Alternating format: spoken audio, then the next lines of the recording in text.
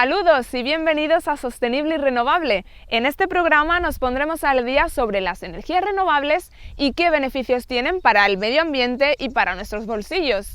Hablaremos con varios expertos que nos recomendarán cuáles son las mejores opciones para utilizar estas energías limpias en casa y además conoceremos a las empresas de la localidad que ofrecen estos servicios.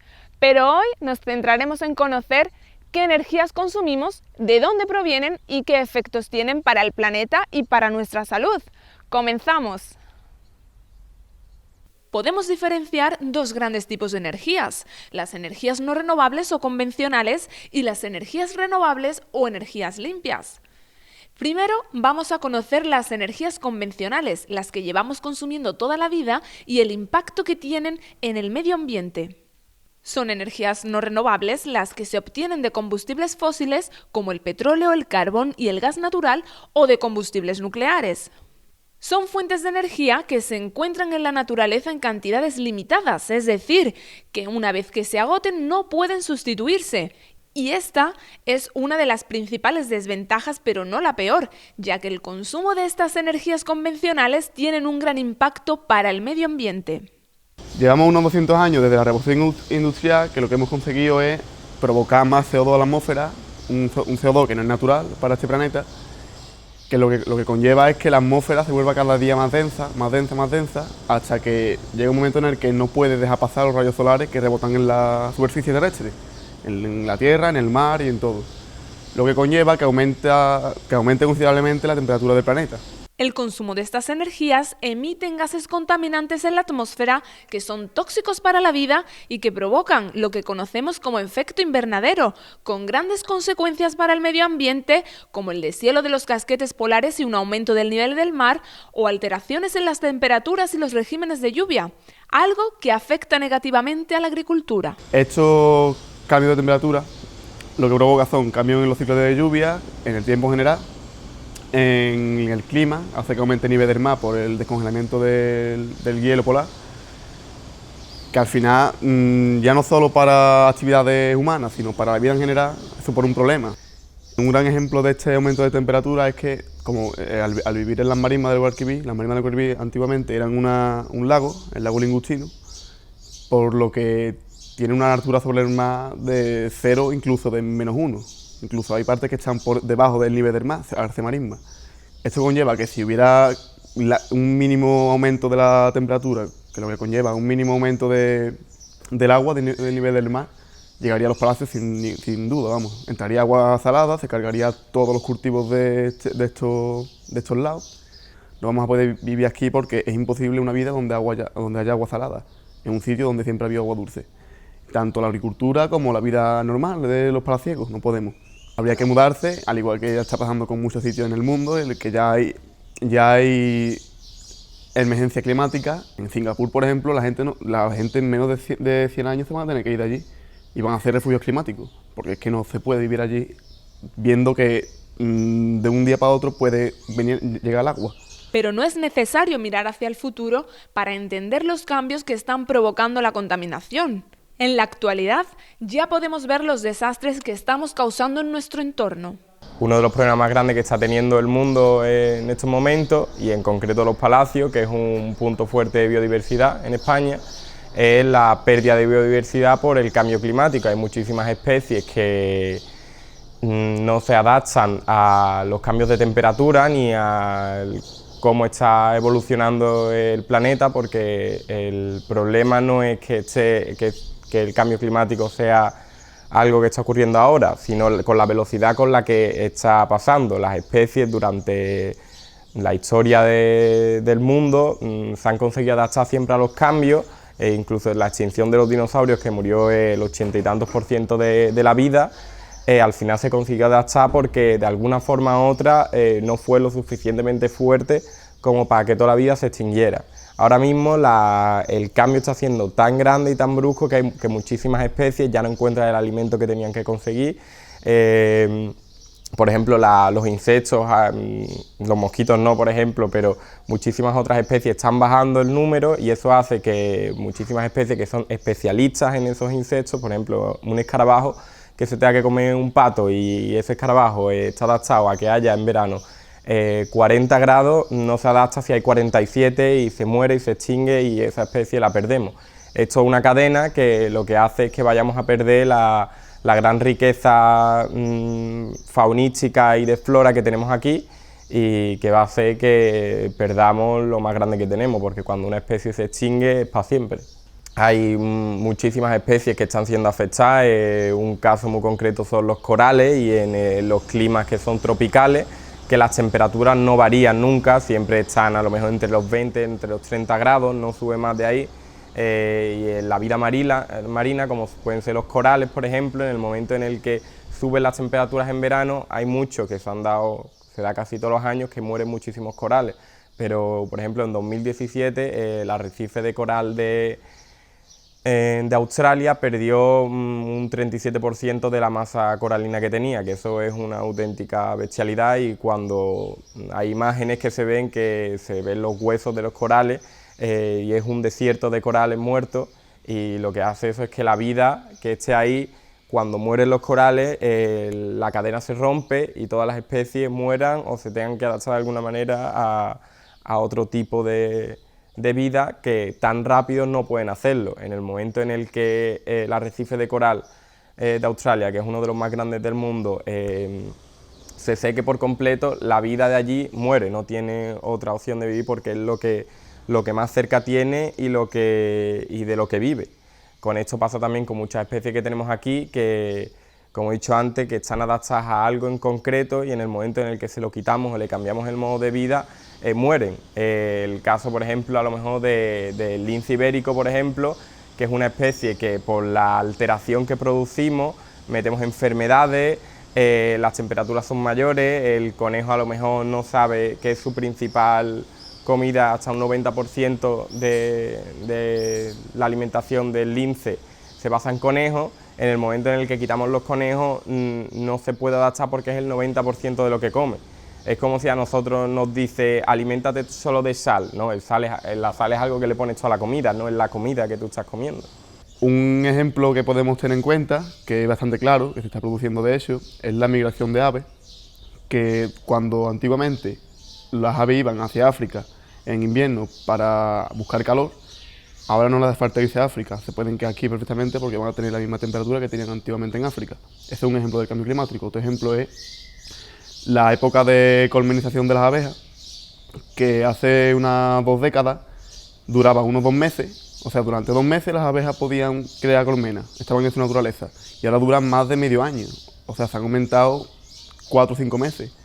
Eso por el calor, por el aumento del verano, que antiguamente el verano ahora mismo dura un mes más que antiguamente, 4 semanas más justamente. Y eso es una prueba irrefutable de que el cambio climático está aquí ya. Si seguimos con las energías fósiles, con el uso de energías fósiles, aparte de seguir con el cambio climático, echando CO2 y aumentando el efecto invernadero, vamos a provocar. España, por ejemplo, tiene muchas papeletas para hacer un desierto. Gran parte de España se va a convertir en un desierto por la sequía de los campos españoles, por el efecto invernadero, por el aumento del calor, por la sequía de ríos, de lagunas, de bosques que actualmente están bien, que ya se va notando de hecho una recesión en la superficie de bosque en España. Todos estos problemas que estamos planteando tienen una solución y está en nuestras manos. Entre todos podemos cambiar el rumbo de nuestro planeta y hacerlo un lugar más limpio y libre de contaminación. Y se preguntarán, ¿cómo lo hacemos? Pues uno de los caminos es dejar de consumir las energías convencionales y pasarnos a las energías renovables, que son aquellas que provienen de fuentes de energías naturales que son inagotables y que después de ser utilizadas se regeneran de manera natural, es decir, ni se crea ni se destruye, se transforma. Por lo tanto, son recursos limpios que no producen emisiones dañinas que contribuyan al cambio climático y evitan la degradación del medio ambiente. Una de las maneras principales de evitar esto son las energías renovables y que consigamos tener una transición ecológica rápida, seguramente sea a lo más grande que se va a enfrentar la humanidad. Nunca la humanidad ha hecho un cambio tan grande en la vida, siempre ha sido algo progresivo y que ha tardado muchísimos años, pero ahora mismo necesitamos un cambio rápido porque la pérdida de biodiversidad va a ser tan grande que en unos años no vamos a poder pararla. Las energías renovables van a hacer que las temperaturas no suban tanto y eso va a hacer que conservemos esto.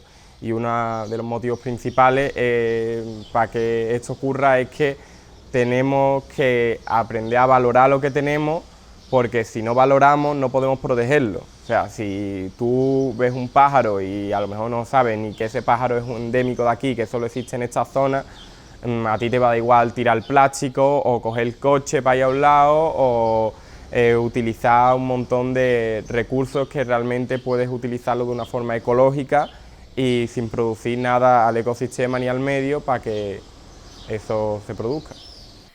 Además, son energías autóctonas, es decir, que se encuentran en nuestro propio país, lo que evita que tengamos que depender de otros países para abastecer nuestras necesidades. Una cosa que parece un poco increíble, que es que España, siendo el lugar de la Unión Europea que más sol tiene, que más viento tiene en algunos sitios, sigamos dependiendo de Francia, porque actualmente España, la energía que consume España se la compra a Francia. No a cambio de dinero, sino a cambio de quedarnos con sus residuos nucleares, que van a cementerios nucleares, a nuestros campos, a nuestros pueblos. Pero cambiar todo esto es posible. ¿Qué está en nuestras manos? Pues viendo que todavía hay empresas, la gran parte de empresas que nos dan energía, vienen de energía fósil, de carbón, de petróleo, de nuclear. Eso no lo podemos cambiar hasta que nosotros cambiemos. Una empresa no va a cambiar si sigue teniendo clientes que optan por esa energía. Por eso, nosotros lo que debemos hacer en nuestras casas es empezar a usar menos plástico, empezar a ver de dónde viene nuestra energía, si de verdad es renovable, y contratar empresas que tengan energía renovable, no seguir con la misma de siempre, porque no van a tener nada, no van a cambiar hasta tener la última gota de petróleo. ¿Y qué opciones tenemos? ¿De dónde podemos obtener estas energías limpias? Pues tenemos como mínimo 6 posibilidades. La energía hidráulica, que es la energía que se consigue de la fuerza de las corrientes y los saltos del agua. La energía eólica, que se obtiene mediante la utilización de la energía cinética generada por el viento.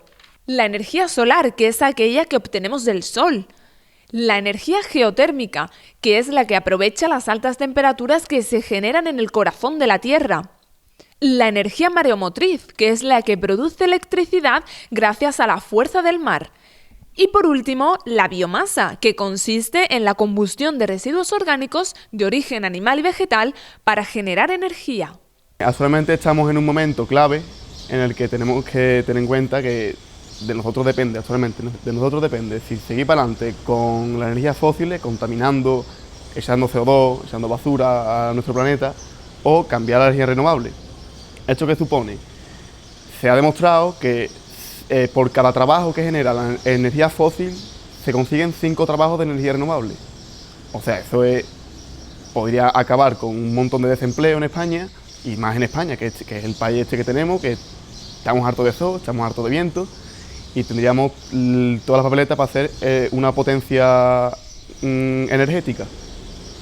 Bueno, para finalizar, lo que hay que hacer para dejar esto cerrado realmente es hacer un cambio rápido y que seguramente, no vamos a mentir, va a costar muchísimo cambiar, porque no nos damos cuenta algunas veces de que coger el coche para ir a 230 metros a casa de mi primo a verlo, es una tontería, coger el coche no pasa nada, el coche gasta poco. No es que tú vayas a coger el coche, es que todo el mundo está pensando como tú, es que tienes que cambiar tú la mentalidad y decirle a tu hijo que eso no lo tienes que hacer porque eso está mal y que eso es un problema para el ecosistema y para el mundo. Tenemos que hacer ver y concienciar a la población, los que estén concienciados ahora mismo. Lo que hay que hacer es concienciar más gente y que sea una cadena, porque si no nos vamos a cargar la verdadera cadena, que es el mundo y el ecosistema en el que vivimos aquí, y que va a ser un fallo directo hacia nosotros mismos. No es que vayamos a durar muchos años aquí si no lo cambiamos. En 2030 dicen que es cuando España necesitaría el 89% de energía renovable. Ahora mismo estamos en un 30 y tanto, tenemos que hacer un cambio muy grande hasta 2030.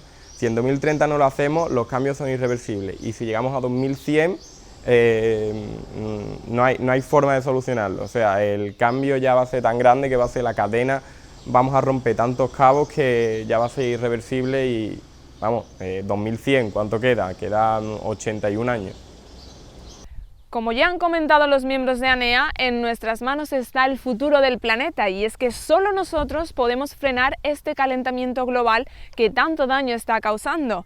Aquí termina nuestro primer programa de Sostenible y Renovable. Esperamos que les haya gustado y que hayan tomado nota. Les esperamos la semana que viene con más contenido.